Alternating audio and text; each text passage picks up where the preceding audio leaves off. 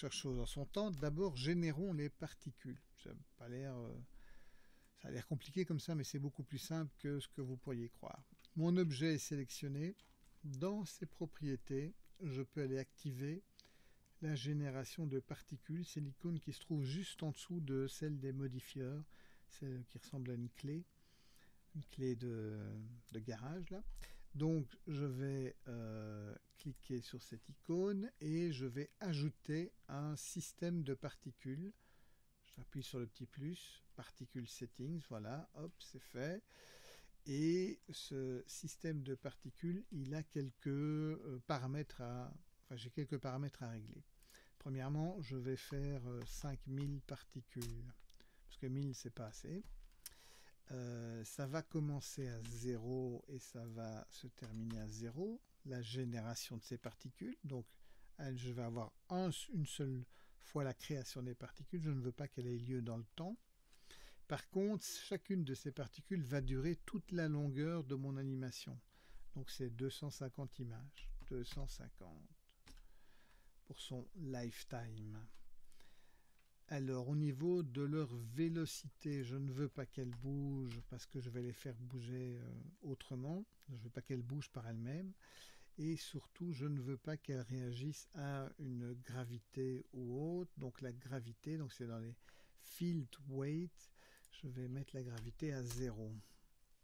Ça ne veut pas dire que dans ma scène, toutes les gravités sont réduites à 0, mais juste pour le système de particules. Là, lui ne réagira pas à la gravité.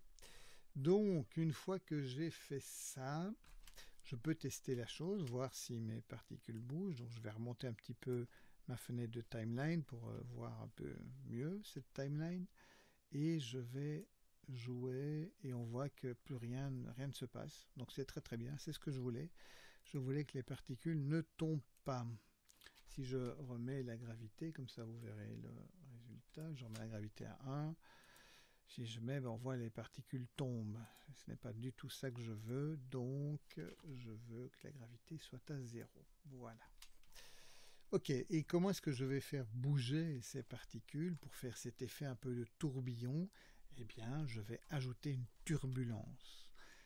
Alors, chaque fois que je crée un objet, il se place à l'endroit du 3D cursor. 3D cursor, c'est cet objet qui ressemble un peu à une bouée blanche et rouge. Donc, je vais activer la modification du 3D cursor qui, par défaut, est à 0, 0, 0. Et je vais cliquer avec mon clic gauche, quelque part par ici, voilà. Donc, ça veut dire que maintenant, quand je vais créer un objet, il va se créer à cet endroit-là. Je reviens en mode de sélection. Sinon, je vais commencer à bouger ce 3D cursor dans tous les sens dès que je vais cliquer. Et je vais ajouter un force field, parce que c'est ça qui va modifier mes particules, turbulence. Donc, force field, turbulence. Alors, cette turbulence, dans ses propriétés de dynamique, donc c'est l'icône bleue, ici la première icône bleue dans la liste, espèce de petite planète avec une lune qui lui tourne autour. Et donc on va donner une puissance, donc un string de 5. Et pour le moment, c'est à peu près tout ce qu'on va faire. Le reste, on va le laisser tel quel. Et on va tester pour voir ce que ça donne. Donc si maintenant je joue mon animation, on voit que mes particules commencent à s'élancer dans tous les sens.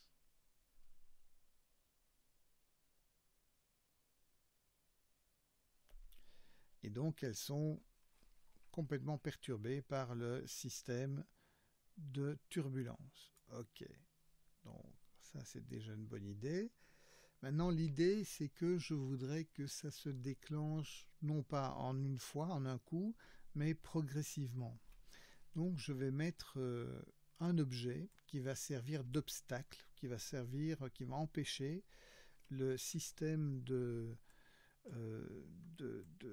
turbulence ici d'agir sur les particules, sauf quand il ne sera plus là pour empêcher le système de turbulence de fonctionner. Alors, pour ça, je vais créer un cube, simplement un cube. Donc, j'ajoute un mesh cube qui va se créer là où est mon 3D curseur, évidemment. Je vais changer sa taille. Pour ça, j'appuie sur S et je glisse ma souris. Et en fait, je vais me placer dans une vue de côté, comme ça. Donc là, je suis en left orthographique, mais je pourrais être en right, ça n'a pas d'importance. L'idée, c'est d'essayer de changer la taille pour qu'il englobe tout juste, avec juste un petit peu d'espace, mais pas trop, mon logo. Alors, SY, comme ça je resserre. Je redéplace un petit peu. Voilà, donc il a un peu d'air et oui, je vais me placer dans une vue. Ici, je suis dans la vue de dos, mais je pourrais être dans la vue de face. SX et pareil. Alors en fait, ce cube, je ne dois pas le voir. Il doit faire effet, mais il ne doit pas être dans cette forme solide. Ce serait mieux s'il était en wireframe, comme ça je vois en travers, mais avoir toute ma scène en wireframe, c'est pas pratique parce que je ne vois pas bien mes objets. Donc ce que je peux faire, c'est rester en solide, mais dire que ce cube, lui, ne sera vu que en wireframe. Ça va être dans ses propriétés, c'est le petit carré orange, j'ai le viewport display, et là je peux aller lui dire qu'il est montré en tant que wire. Et donc voilà. En fait, j'ai ma visualisation solide, mais mon cube, lui, il est en wire. Alors j'en profite pour changer 2-3 petites choses. Voilà. Voilà, comme ça c'est un peu mieux. Alors là au-dessus, ouais, peut-être que là au-dessus je suis un peu juste. Donc SZ. Alors avec le S, c'est toujours bien de placer le curseur de la souris avant d'activer la touche S, de placer le curseur de la souris un peu éloigné du centre du point de pivot de votre objet. Donc si je me place ma souris ici, que j'appuie sur S, j'ai maintenant une barre de levier plus grande et donc je peux faire des modifications plus fines. Donc c'est surtout important pour la rotation et pour le scale. Ça l'est beaucoup moins pour le déplacement. Alors S, X, et là pareil, j'étends un petit peu pour être sûr que ici j'ai un peu de jeu. Voilà, donc comme ça entoure bien l'objet. Ok, donc maintenant l'idée c'est que ça va être une forme de collision qui va empêcher ma turbulence d'agir sur les particules. Puis après je vais animer son déplacement et en fonction du fait qu'il va quitter mon logo, eh bien les particules vont commencer progressivement à bouger. Donc pour ça j'ai mon cube sélectionné, je vais dans ce fameux la fameuse icône avec la planète et comment dire, la petite lune là, et je vais cliquer sur collision.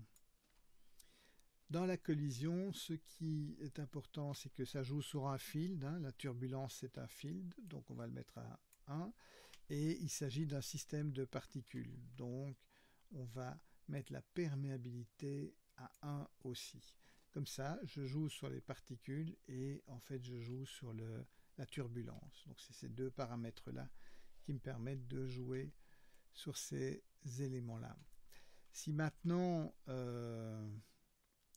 je joue, on voit que malgré tout ma turbulence a de l'effet.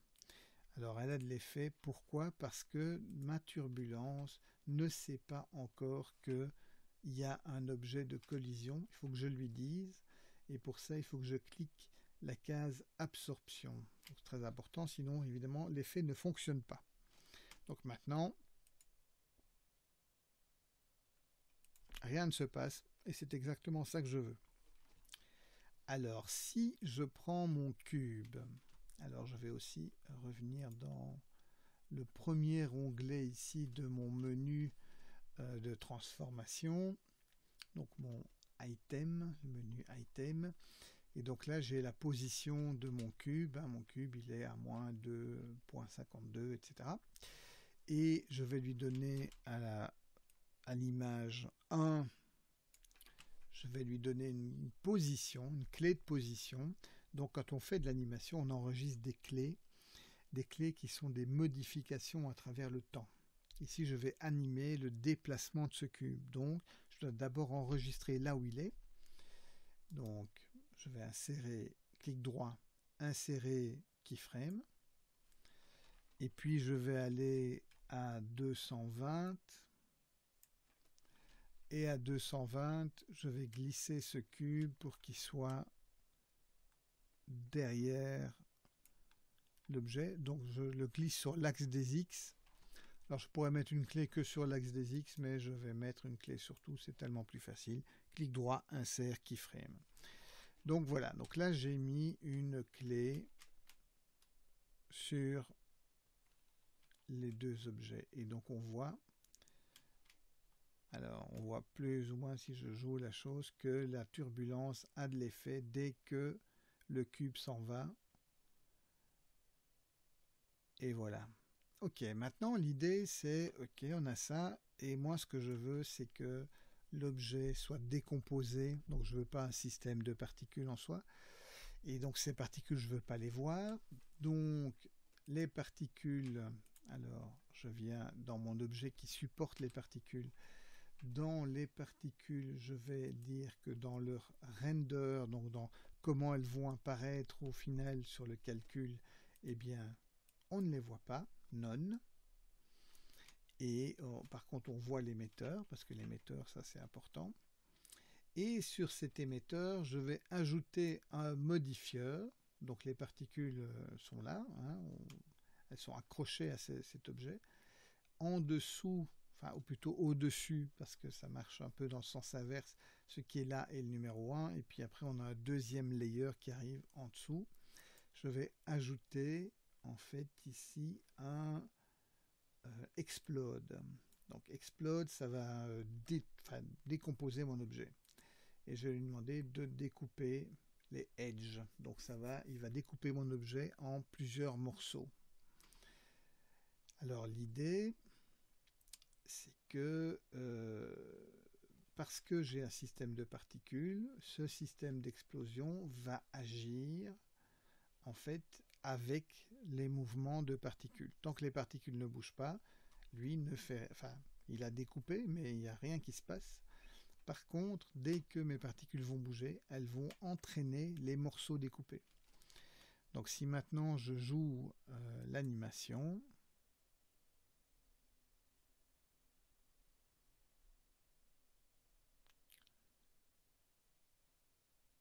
ça prend un peu plus de temps forcément parce qu'il y a les opérateurs qui sont en route. Et donc on va voir au fur et à mesure du cube qui se retire, mon objet se décomposer. Et donc voici, l'objet se décompose et est emmené par la turbulence, qui est peut-être un peu faible. Donc, enfin, ça dépend un petit peu de la taille que vous avez donnée à l'objet. Donc, barre d'espace pour arrêter la simulation. Voilà, je reviens à 1. Je vais sélectionner mon force field et je vais aller lui donner une puissance de 9. Histoire que ce soit un petit peu plus violent. Et on va voir ce que ça donne. Oui, donc voilà, ça avance un peu lentement, mais c'est assez normal puisque en fait il s'agit d'une simulation qui est calculée ici plus ou moins, enfin qu'il essaie de calculer en temps réel, donc il ne faut pas non plus voir, ça dépend de la puissance de la machine, ça pourrait aller beaucoup plus vite si on avait une machine plus puissante. Voilà, donc je vais mettre ça en pause, donc l'effet fonctionne. Alors barre d'espace, ou cliquer sur le... Voilà, il s'est arrêté. Des fois il faut un peu insister.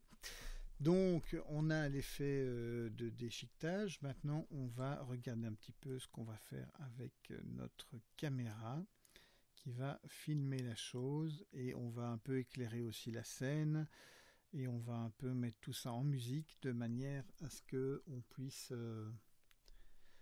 puisse avoir un effet un petit peu comme sur la vidéo que vous avez vue au début. Alors, donc, première chose, c'est que on va sauver la scène.